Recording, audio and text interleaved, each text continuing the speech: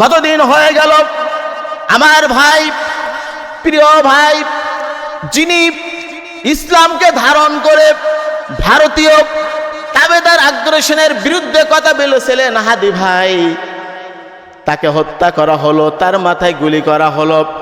তাকে হত্যা করে এই খুনি আমাদের সামনে দিয়ে চলে গেল, পাচার হয়ে ইন্ডিয়ায় চলে গেল, কিন্তু আমরা তার ধরতে পারলাম না, বরং তাকে যাওয়ার জন্য সহযোগিতা করলাম। কথা বলেন ঠিক কিনা?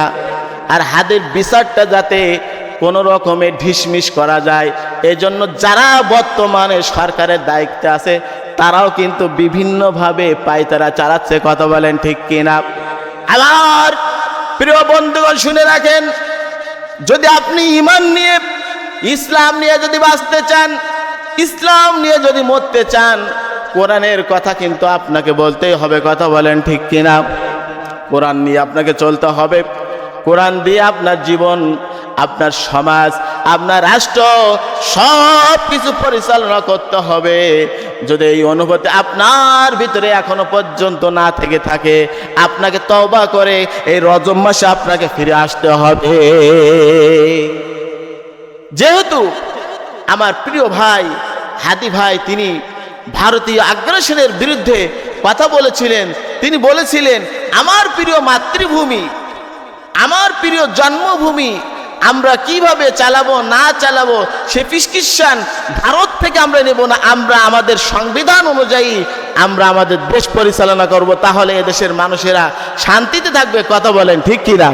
জুলাই আন্দোলন যারা করেছিল, জীবন দিয়েছিল, আপনার 2732 জন শিক্ষার্থী তাদের জীবন বিলিয়ে দিল, 35,000-এর মতন এখনো পর্যন্ত তারা পঙ্গু হয়ে হাসপাতালে তারা কাতরাচ্ছে।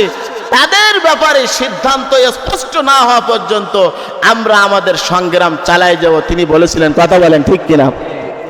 হাদি সাহারার উষার বালুতে আবে জমজম পানি, হাদি আজাদের হাসান হোসেন জান্নাতি ফুলদানি, হাদি ইতিহাস পাখি আবাবিল মুসার হাতের লাঠি, হাদি ওমরের অর্ধ জাহান মোড়ানো শীতল পাটি, হাদি ওমরের অর্ধ জাহান মোড়ানো শীতল পাটি, হাদি গোলাপের মাতাল গন্ধ খোলাফাই রাশেদার, হাদি উত্তাল সাগরে জোয়ার আল্লাহু আকবার, নারায়ে তাকবীর আল্লাহু আকবার। আবু বকরের সিদ্দিকী থেকে আলোর ঝরনা এনে হাদি জেগেছিল তরুণ আলীর সাহসের সুধা টেনে, হাদি আধার পর্দার সরায় নতুন ভোরের রবি, হাদি জুলাইয়ের অগ্রনায়ক বিদ্রোহী বিপ্লবী, হাদি জুলাইয়ের অগ্রনায়ক বিদ্রোহ বিপ্লবী।